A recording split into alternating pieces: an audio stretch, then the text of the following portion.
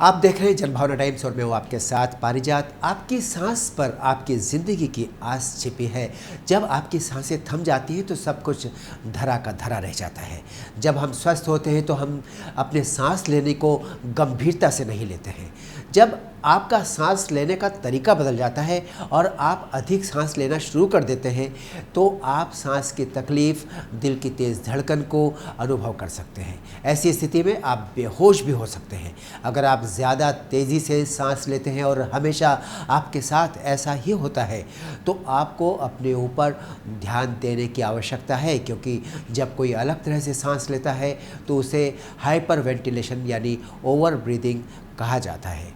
Over breathing से न सिर्फ आपको कई बीमारियों का खतरा रहता है बल्कि हार्ट अटैक का भी चांस बन जाता है, इसकी गुंजाइश भी पैदा हो जाती है। आप जानना चाहेंगे कि आखिर क्या है ओवर ब्रीदिंग। जब आपको सामान्य स्थिति में भी सांस लेने में तकलीफ हो या जब आप सामान्य से अधिक गहरी और तेज़ गति से सांस लेना और छोड़ना शुरू कर दें तो ऐसी स्थिति को ओवर ब्रीदिंग कहा जाता है। इसके संकेत को कैसे पहचाना जाए? जी, हम आपको बताना चाहेंगे कि ओवर ब्रीदिंग में दिन की बजाय रात में ज़्यादा परेशानी होती है।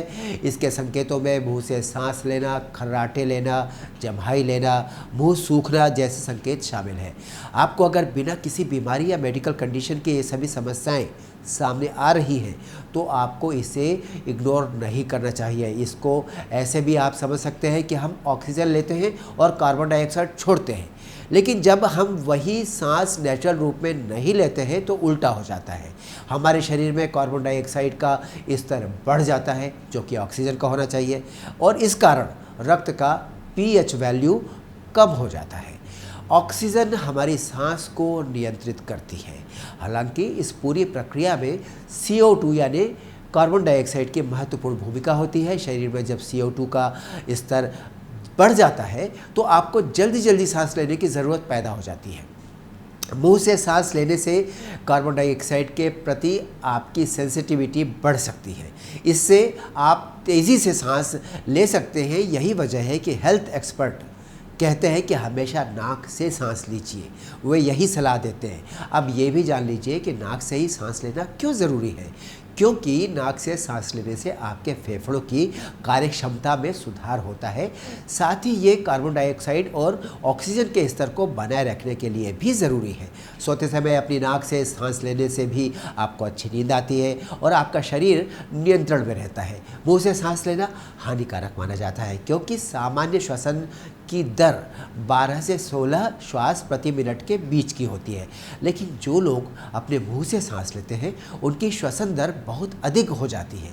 ये धीरे धीरे हाइपर वेंटिलेशन का कारण बन जाता है और मुंह से सांस लेने से नींद भी टूट सकती है, स्लीप एपनिया हो सकता है, खर्राटे आते हैं, मुंह सूखता है और ऐसी कई तरह की समस्याएं पैदा हो सकती हैं। यानी कुल मिलाकर सांस का सीधा संबंध आपके फेफड़ों से है। आप सांस मुंह से लें या फिर नाक से, उसका सीधा और उल्टा असर फेफड़ों पर ही पड़ना है। अपनी फेफड़ों के ऊपर भी थोड़ा ध्यान आपको देना चाहिए। आपको ये समझना चाहिए कि फेफड़े हमारे जीवन के लिए कितने ज़रूरी हैं। कोरोना काल में सबसे ज़्यादा प्रेशर हमारे फेफड़ों ने ही उठाया है। सबसे ज़्यादा प्रेशर फेफड़ों पर ही आया है। जब हमारे फेफड़ों का स्वास्थ्य बिगड़ जाता है तब हमें पता चलता है कि सांस लेने के अलावा जीवन में और कुछ भी मायने नहीं रखता। फेफड़े के रोगों से पीड़ित लाखों लोगों की मौत हो रही है और हर रोज़ लाखों पीड़ित भी हो रहे हैं। हमारे फेफड़ों के स्वास्थ्य के लिए खतरा हर जगह पर है और वे कम उम्र से शुरू हो जाते हैं जब हम सबसे ज़्यादा इसके चपेट में आने वाले होते हैं।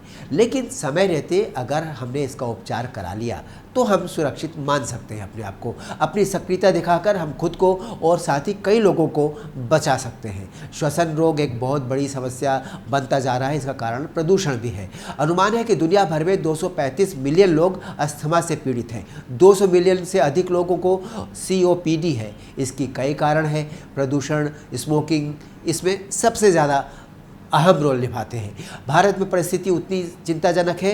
वर्तमान में भारत के कुछ शहर दुनिया के सबसे ज़्यादा प्रदूषित शहरों में से एक है और हम इसका बुरा प्रभाव आज देख भी रहे हैं। कई जगह पर तो सिगरेट पीने का प्रचलन बहुत बढ़ गया है और बढ़ते प्रदूषण से कई श्वसन रोग पैदा हो रहे हैं। जब हम श्वसन रोगों के लक्षणों के बारे में बात करते हैं तो खांसी, सांस की तकलीफ, सीने में दर्द और हीमोपेटाइटिस इसके प्रमुख लक्षण दिखाई देते हैं। खांसी लंबे समय तक बलगम और कभी कभी बलगम में खून के साथ साथ भी खून के थक्के भी मौजूद हो जाते हैं। थूक के साथ खून का आना एक चेतावनी का संकेत है, ध्यान दीजिए। ऐसे रोगी की ठीक से जांच की आवश्यकता है। अस्थमा के रोगी आमतौर पर कफ के साथ बलगम भी बाहर आता है अस्थमा के रोगियों में और साथ ही मौसम में बदलाव के साथ इसकी स्थिति बदलती रहती है, कई बार बिगड़ भी जाती है। COPD के रोगी में कफ के साथ बलगम मौजूद होता है जिसमें जल्दी थकावट महसूस होती है जो धीरे धीरे बढ़ती चली जाती है। यदि इसका ढंग से और समय पर उपचार न किया जाए तो परिस्थिति बहुत बिगड़ सकती है। ट्यूबरकुलोसिस, TB एक आम बीमारी है। रोगी आमतौर पर खांसी, बलगम में खून आना, वजन घटना इस तरह के कई लक्षणों से पीड़ित होते हैं। तो ये सारे बहुत महत्वपूर्ण जीवन के अंग हैं क्योंकि ये जुड़े हैं आपके सेहत से। मौजूदा दौर में फेफड़ों का कैंसर पुरुषों और महिलाओं दोनों में सबसे ज़्यादा आम है। सिगरेट, धूम्रपान फेफड़ों के कैंसर का सबसे बड़ा कारण है। फेफड़े के कैंसर के रोगी आमतौर पर खांसी, बलगम में खून आना, वजन घटना इस तरह के लक्षणों से घिरे होते हैं। रोग का उपचार तब मुश्किल हो जाता है जब वो लास्ट स्टेज यानी तीसरे स्टेज पर पहुंच जाते हैं।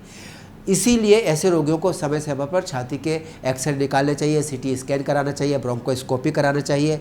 पोलिसोमनोग्राफी की भी उनको ज़रूरत पड़ती रहती है, उसके बारे में भी उनको सचेत रहना चाहिए। सांस की बीमारियों का सबसे महत्वपूर्ण वजह धूम्रपान है, इसमें कोई संदेह नहीं। इसलिए धूम्रपान सेहत के लिए आप समझ लीजिए, खास तौर से फेफड़ों के लिए, आपकी सांस के लिए सबसे ज़्यादा नुकसानदेह है। आज दुनिया में वायु प्रदूषण एक प्रमुख समस्या है। देश के अमूमन हर शहर के हवा की गुणवत्ता खराब है। वाहनों से निकलता धुआं, फैक्ट्रियों का धुआं, खेतों में जलाई जाने वाली पराली, प्लास्टिक का बेतरतीब इस्तेमाल वायु प्रदूषण को काफ़ी हद तक बढ़ाने के लिए जिम्मेदार है। ऊपर से आप धूम्रपान के द्वारा अपने भीतर वायु प्रदूषण को बढ़ा देते हैं। इसलिए ये आपका अपनी सेहत पर अत्याचार है। आप कुछ नियमित अभ्यास कर लीजिए और अपने फेफड़ों को मजबूती दीजिए। सही तरीके से सांस लेकर के आप ऐसा कर सकते हैं और यह सबसे कारगर उपाय है।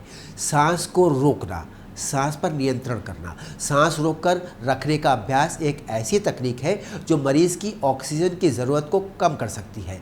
एक्सपर्ट्स कहते हैं कि यह अभ्यास उन मरीजों के लिए बहुत ज़्यादा फ़ायदेमंद है जिनमें हल्के लक्षण हैं। यदि ऐसे मरीज़ सांस रोककर रखने का अभ्यास करते हैं तो उनके फेफड़े की कार्यक्षमता बढ़ जाती है और वो ज़्यादा मजबूत हो जाते हैं। यदि आप सांस ज़्यादा समय तक नहीं रोक पाते हैं तो ये एक चेतावनी है, हो सकता है आप बीमार हो और मरीज़ को डॉक्टर की सलाह ज़रूर ले लेनी चाहिए। सांस रोकने का यह अभ्यास आपको कैसे करना है हम बता देते हैं। सीधे बैठ जाइए, अपना मुंह खोलिए और छाती में जितनी वायु आप भर सकते हैं भर लीजिए और फिर अपने मुंह को कसकर बंद कर लीजिए। उसके बाद अपनी सांसों को जितनी देर तक आप रोक सके रोकने की कोशिश कीजिए।